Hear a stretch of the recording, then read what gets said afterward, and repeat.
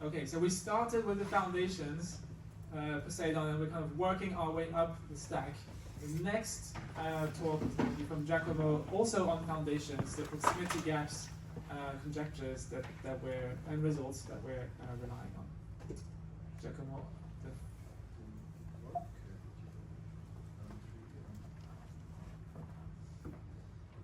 Wonderful.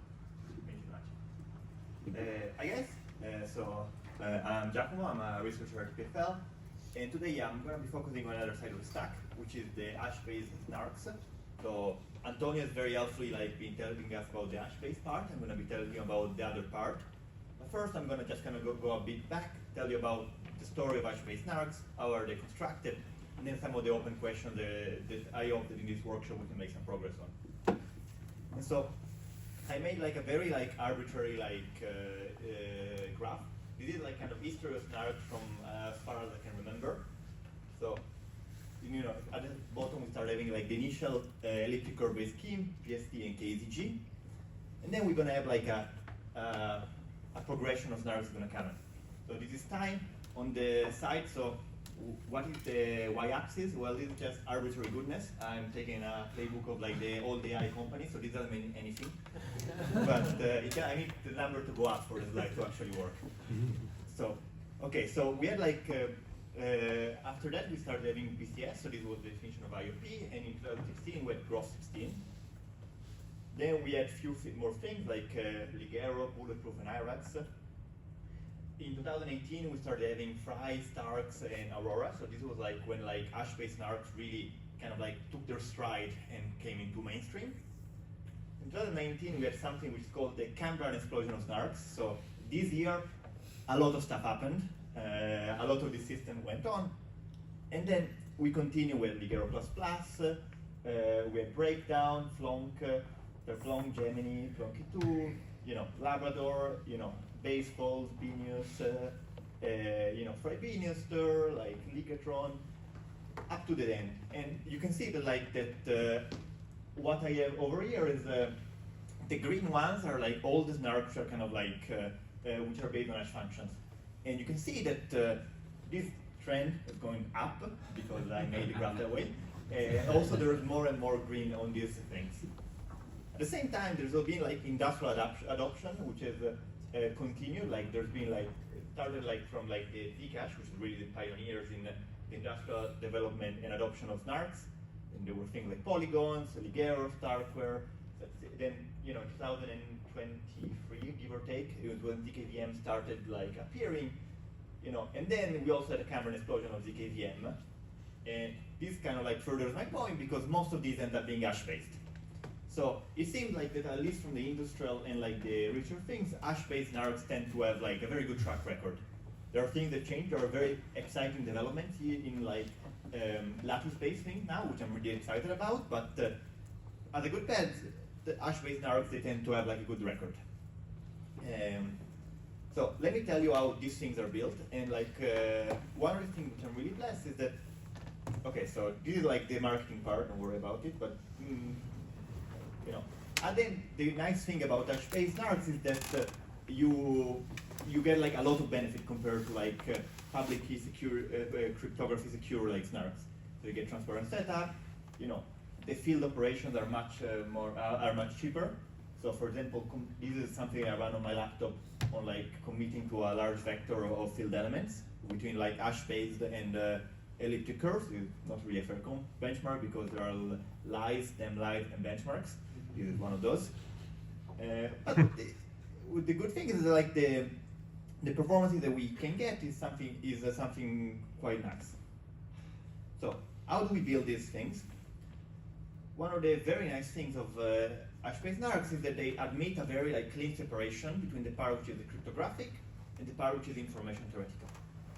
So essentially every hash-based snark is either explicitly or implicitly obtained by something called the BCS transformation. So you start with something which is fully information theoretical, that is an IOP. So how many people here are familiar with IOPs and PCPs? Just to double check. Okay, good, perfect. So roughly, this is interactive protocol between a prover and a verifier, in which the verifier, the prover, can send like long messages. Think of these to be as large as the witness, maybe a few megabytes. But the verifier is not required to actually read them in full. It just can like make a few queries to them. So you can just read a few locations over there. And then you take this information theoretical object.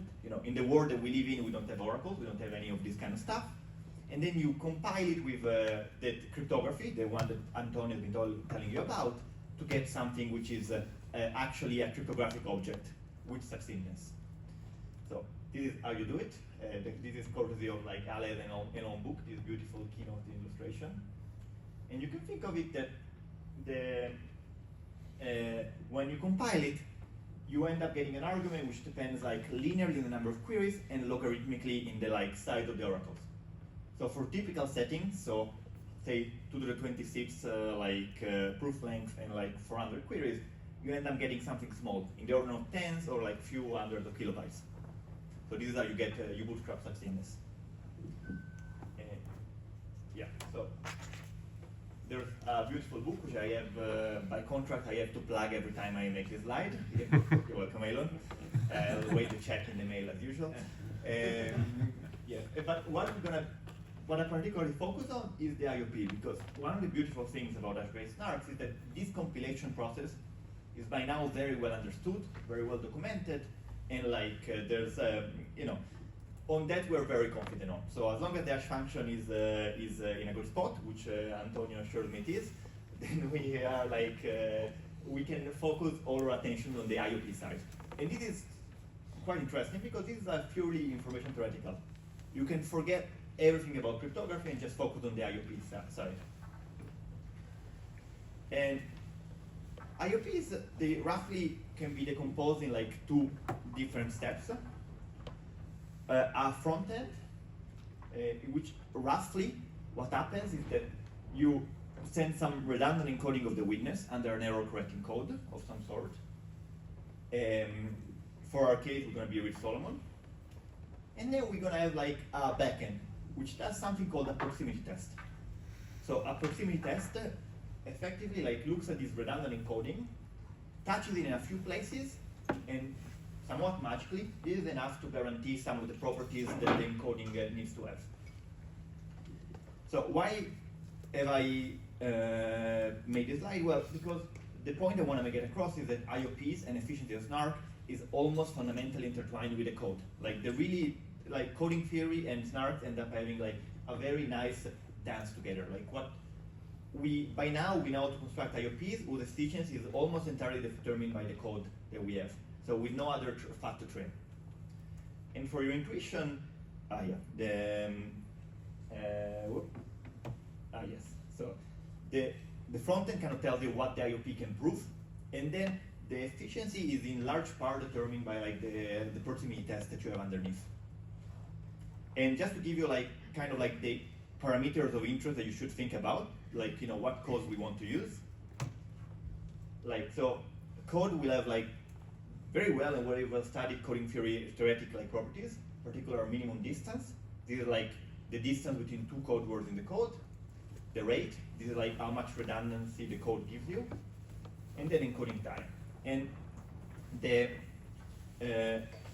minimum distance almost directly translates to verifier efficiency. So code with larger separation between code words will leave you a better verifier. Rate translates directly to how many hashes the prover needs to make. And encoding time also translates to prover time, because the prover will have to encode the damn witness. So this is kind of like what you should think about for the things. And for most schemes, and what we want to focus on for the proximity price, we like Rich-Solomon code. And this is not just an arbitrary choice. Rich-Solomon code, in a certain sense, information theoretically, they achieve some optimal things. So they are like they have NDS code, so they achieve the optimal trade-off between the rate and the distance. So between the number of prover hashes and the verifier efficiency. So encoding is an FFT, which theoretically this is not optimal, but turns out we're really good at doing FFTs, surprisingly maybe. Like I think it's the second most optimized algorithm after matrix multiplication. by my arbitrary metrics. And the third part is that they have great proximity tests. Right? This was already shown by Fry. Like, Reed-Solomon codes have like a lot of structure that you can use to leverage and to test proximity to. So they kind of like, they're a very natural choice for this stack. They're not the only like choice, but they're a very natural choice. Okay, so this is kind of anatomy. Like, what I want to focus on in this workshop is something which Justin has been talking about, is proximity price. And this is going to be what underlies the security of basically all the hash-based IOPs that I've shown in the previous slide. And the property that we're going to be caring about really is something called correlated agreement. So, what's correlated agreement? So there are many notions of it. So I'm going to kind of like go through the various one of them. And so the setting is that you have like a bunch of vectors. So you're given some vectors. You cannot read them in their entirety. And you know, we are in the business of like doing succinct arguments. So there's only one thing that we actually know how to do, which is like to try to go from many things that you're interested about to a single one. So what we're interested about these things is that we would like these to be guaranteed to be close to a code. So ideally, I would want to check that all of them are Reed-Solomon codes, but in reality, I cannot really read all of them. So I kind of just want to get some proximity version of it. And the only way that we know to test to reduce from like many things to a single one is by taking a random linear combination. So what will happen is that the verifier will just sample some scalars, Ri's, and then we'll ask the prover to tell us what is the combination of the previous code words on that. So as you see, you're kind of like shrinking the problem size by a bit. Now, the whole area of correlated agreement, and mutual is about like figuring out what happens if I tell you that this part is close to a code. What does this imply about the initial things? So my initial condition will be that we say like, wait, with high probability over this choice of randomness, we know that this f asterisk is close to the code. What does this tell us about the original things that I care about? So this is kind of like, you know, you can think of this that in these three locations, the thing agrees with the code. In reality, this is a bad slide. It should be more than 3, but I'm lazy, I'm sorry. Like, okay, so agreement is something that we knew from a long time. Tells you that if the initial last thing is close to the code, then all the individual things will be close to the code. So this is what this is kind of like the setting that you have. So it turns out that this is useful, but it's not too useful. So we need some strengthening of it to get like very efficient IOPs. And one strengthening is that of correlated agreement.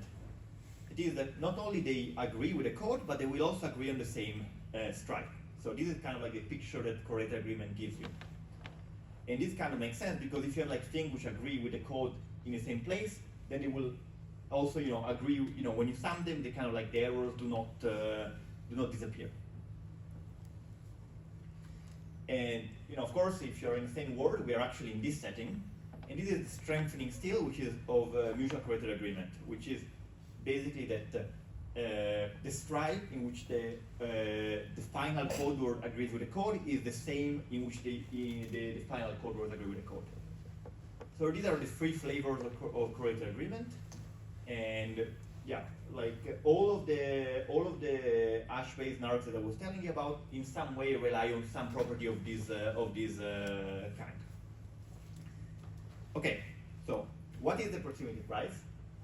So the proximity price is this initiative that we have to like try to understand what actually holds about this problem. So as I said before, we have a blessing. We have a blessing in hash-based world in that security is information theoretical. So for the previous properties that I showed you before, in some particular settings, we're able to prove like very good bounds or not so good bounds that tell you that security holds unconditionally for these IOPs. Unfortunately, these are not the settings in which a lot of these systems are deployed. To get performance to a good level, people use conjectures in order to actually estimate what the behavior of this combination does. These conjectures, they're like kind of like partially battle tested in the sense that nobody has been able to break them, but they connect to some very beautiful questions in coding theory. So what the proximity price is about is kind of formalizing these conjectures and putting it out to the world for actually to prove. Like the conjecture will give you at least a 2x improvement in like recursion speed, for example. And there's a lot of questions here to do, which I hope that in the workshop we're able to address. So this vary like from like the least technical to the most technical. So I think everybody can contribute. So there's like the bike shedding, like which is basically we're going to be putting out the Ethereum Foundation is going to be putting out $1 million for this problem. So this is going to attract a lot of attention, and you know. The number is probably intentionally suggestive of like the clay problem, so the millennium problem, which create like a lot of like attention. So in order to like not lose our face, we need to be very careful on how we like we evaluate and like we check submissions. We want to figure out, you know, many questions like should we require formally verified solutions? Is the use of AI accepted in the solution? All of these kind of like more like administrative things. So this is like just figuring out the condition of the price. Then there's like the theory part. So even like stating these conjectures in a way that are like possible to prove and not trivial to disprove is not trivial. So on the theory we need to find like the right formulation. I've already started like with some survey of like the literature to figure out what is known about all these problems, but there's more to do. There's like a lot of like interesting like papers to like look down to figure out exactly what are the status of the art. You know, there are some question about whether we want to like state them as like very like mathematical problems, or we want to target more concrete like improvement of the protocols. There are like other things which are interesting, you know, for like setting of like hash-based in Ethereum could be of interesting. So for example, there's this factor of 7, maybe 6 on like previous work that if we, you know, even just improving this bound, which is much simpler than improving the conjecture, but still very hard, is a very interesting open question. So there's like a lot of interesting like directions on what we want to formalize, what we want to actually prioritize, and hope that the research actually goes towards. So yeah, so this is the proximity prize. I think we'll have a session tomorrow, well, one today, one tomorrow, and another one maybe, I'm not exactly sure. The other thing which I'm interested on when I'm here is performance of work. So I think Thomas will be talking about this in a bit, but you know, so this is war, and there's like, you know, one of the goals that we want to get is this getting the line in Justin's slides below the other line, and I think like this is a good opportunity to also try to figure out what kind of improvements we can do on the lean aggregation part. You know, one thing that I'm kind of excited about is this concept of sigma IOPs that we had introduced when we were doing work that I think could help us with latency, for example. So this is something that we can also try to jam about.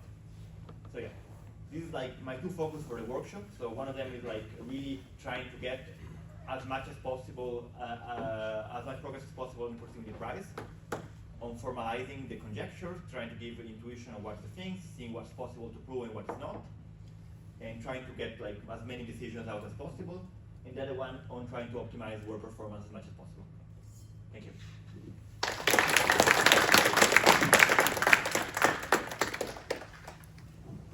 Thank you for a great talk. I have a question. So can these conjectures be meaningfully formulated for some small parameters so that we can kind of test them or find the solution by exhaustive search or something? Yes, in fact they can be done, and Antonio has written a script for that, for this already. So this is something that I want to talk more in the jump part. So conjectures, when we're talking about, for example, the Clay Institute, they tend to come, like, when possible, with extensive numerical like analysis and experiment that kind of suggest that these conjectures end up holding water. So I think for these conjectures, there is something that we can do. For like very small parameter, we can start brute force searching. So one thing that I think will be very good for the proximity prize would be like to also have like a lot of experiment which suggest that the conjecture that we believe actually hold true for like small parameters. Or like bounties on small parameters. Or bounties on small parameters, yes, that's the other option. Yeah, yeah, absolutely. I just have a very basic question.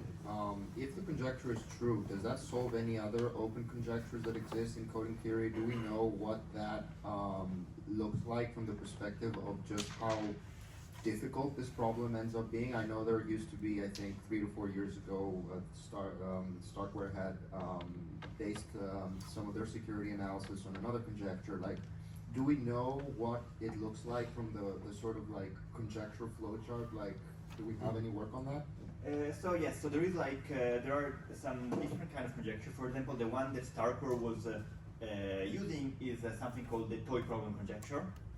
So the conjecture that we target is strictly weaker than the toy problem, but still enough for what we care about. Okay, incomparable actually, because the toy problem targets correlated agreement. We will be targeting mutual, which is stronger than correlated, but the toy problem asks for an error which is very, very small, while we're kind of fine with larger errors. So the two things are incomparable. So one thing to note is that all these proximity gap conjectures, they're kind of like very endemic to the proof system field. Like if you look at the wider coding theory literature, these are problems which are not studied in as much detail. The one, as part of the conjecture, we're actually going to be touching one of these coding theoretic problems, because we actually need some property on list decoding. So this is the probability that I give you like, I give you some word, and I want to estimate how many code words are close to this word. So this is a very well-studied problem in coding theory. It's been open for like 20 years in the parameter setting that we care about. And we know some connection between the proximity gaps and the list decoding, but they tend to be very lossy, so it doesn't really tell us much. So like there is some gut feeling that these two things are related, but even just understanding how they're related is still something which is open. Yeah. Quick follow-up. When you're talking about list decoding, do you mean the conjecture about the constant decoding conjecture? I'm talking about the conjecture about like the Reed-Solomon code up to capacity. Up to capacity. Yes, Okay. exactly. Yeah, have a bounded list. Yeah. That's what reminded me a little bit. Exactly, exactly. No, they're very related. You kind of need both of them for the security of this system. Without an algebraic decoder, we just need a combinatorial analysis. There's been recent progress on this kind of conjecture. Like we know that for randomly punctured Reed-Solomon codes, we actually have this property up to capacity. But for like the code that we care about, the explicit Reed-Solomon codes, we currently don't have any techniques for it. So this is like a very interesting problem in my opinion. Hey, so maybe more of a comment, not exactly a question, but I just want to comment that there is a world where the conjecture is false, but the Stark that we build is still secure. So the conjecture is mathematical, information theoretic, right? But let's say you talked about list decoding, it still could be that it's computationally hard, to enumerate this list of functions or to find a counterexample for the proximity gaps. And so even if the conjecture is false, could be that the schemes we build under, assuming the conjecture, are still secure. And I guess that would be hard for the prize, like if you want to tell somebody, oh no, you can bring a efficient attack, not just prove that it's... Yeah, I totally agree. Like, it can happen. It is one of the worlds that we can live in. I hope it isn't. Yeah. In that case, so, yeah, like, my personal opinion on this, and we can chat a bit more during the jam, is that, like, we have this blessing in Hash-based world that we can be information theoretically. And so even though there might not be an efficient computational attack, I would still feel kind of uneasy if there's an efficient information theoretical attack. So it is possible, but I really hope it's not the case. Giacomo, last question. I saw a screenshot where there's some sort of a survey with Dan. Is that paper out? No, we are still writing it. I have like a GitHub link at the moment that I can share with people. Okay, perfect. Isn't this the GitHub we already have access to? Or is it a different Yeah, the EF Millennium Yeah. one, yeah. Oh, the EF Millennium one. Okay, Yeah. perfect. Yeah, but it's still like, yeah, I think this is the last time I touched it, so it's still, I need to, yeah, there's a lot of work to be done there. Europe deadline. Yeah. Perfect. Thank you, Giacomo. Thank you. I think we're going to break out for 5 minutes for coffee.